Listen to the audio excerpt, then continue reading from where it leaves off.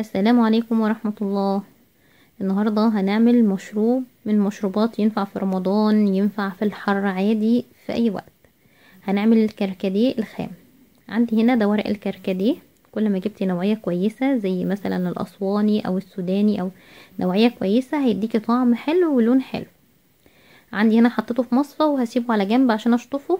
والحلة دي فيها مية بتغلي، فيها لتر ونص مية بتغلي.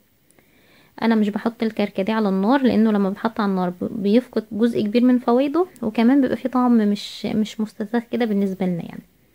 شطفت الكركديه من التراب لو فيه اتربه ولا فيه اي حاجه وحطيته هنا، اديته تقليبه خفيفه كده، وهغطي عليه على طول على البخار ده وهسيبه منقوع مثلا من 4 ل6 ساعات لغايه ما يبرد خالص وينزل كل اللون اللي فيه في الميه. سبت الكركديه بتاعي في التلاجة حوالي 4 ساعات، وبعد كده جيت عشان اصفيه. صفيته بالمنظر ده، بس طبعا زي ما انت شايفة الورق بتاعه لسه احمر، يعني معنى كده ان لسه فيه لون تاني. هحطه في الحلة تاني بعد ما صفيته. هحط الورق بقى في الحلة واحط عليه لتر مية، لتر ونص على حسب ما يغطيه، مية تغطيه كده. وهسيبه كمان في التلاجة مثلا ساعتين 3 كمان.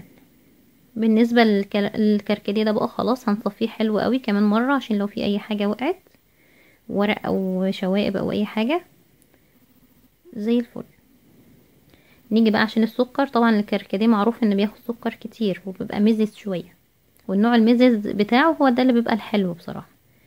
انا هحط على ده 4 كيلو كركديه، حطيت عليه حوالي لتر ونص مية، وهحط عليهم كيلو سكر. الكركديه ده خام، يعني هتاخدي منه تزودي مية كمان. دوبنا السكر بتاعنا كويس. بعد كده اللي هيخليه بقى ما يسكرش والسكر ده ما يعملش حبيبات كده ويقعد عندك ان شاء الله السنة كلها ما يجرالوش حاجة، اللي انا حطيته ده 1/4 معلقة صغيرة ملح ليمون، بتحفظه بتبقى حلوة قوي. احنا دلوقتي ده عصير خام عندنا، حابة تحفظيه في ازايز مفيش مشكلة. انا بحطه في اكياس زي كده وبعاير على حسب الكمية اللي انا عاوزاها. يعني مثلا احنا هنستخدم مثلا لترين في رمضان مثلا عشان صيام وكده، فهحط كوبايتين مليانين من المج ده. الكوباية من دي بتتحط على لتر. تمام. هنشوف كده الكوباية اهي، الكوباية مليانة بتتحط على لتر، فاحنا هناخد ربع كوباية، ربع الكوباية دي وهنزودها مية وهنشوف مع بعض لونها عامل ازاي. فعلا والله طعمه جميل جدا وقوامه تقيل كده وحلو. الكاميرا حتى مفتحة لونه، هو لونه احمر، هو اغمق من كده كمان اهو. لونه عامل ازاي ده بعد ما تزود مية.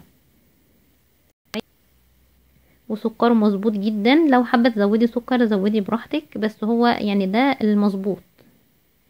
كل كيس من دول هيتحط على لترين مية، ما شاء الله من 4 كيلو كركديه.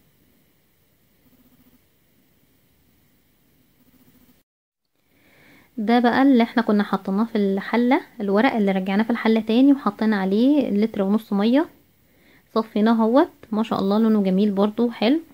ظبطي سكره لان ده هيتشرب، ده مش خام، ده هيتشرب زي ما هو كده. وبعد ما صفيته برضو بشوف الورق لقيت لسه برضو في لون. هو على حسب النوع اللي انتي شارياه. لو انتي شارياه احمر قوي وزي ده كده، يعني بعد ما نقعته كل ده ولسه في لون، يعني ده انا لسه حاطه الميه دلوقتي ولونها بقى كده. وهسيبه كمان مثلا في التلاجة ساعتين 3 كمان.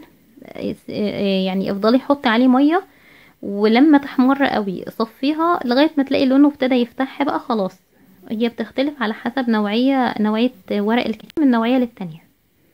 فما شاء الله كل ده من 4 كيلو كركديه هتعملي كميه حلوه جدا، طبعا بنظافه البيت، ولا هتشتري من بره بقى من ايدين الناس والبراميل الغريبه اللي بيبقوا معبيينها دي، ولا حاجه من دي.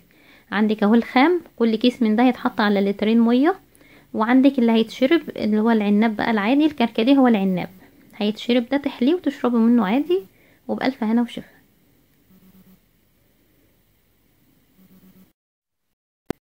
دي الكمية اللي كانت منقوعة في الورق اللي هي مش مركزة. شوفي ما شاء الله لونها في منتهى الجمال. مكعبين 3 تلج بقى في الدورق دوت او في الكوبايات، وبألف هنا. مع السلامة.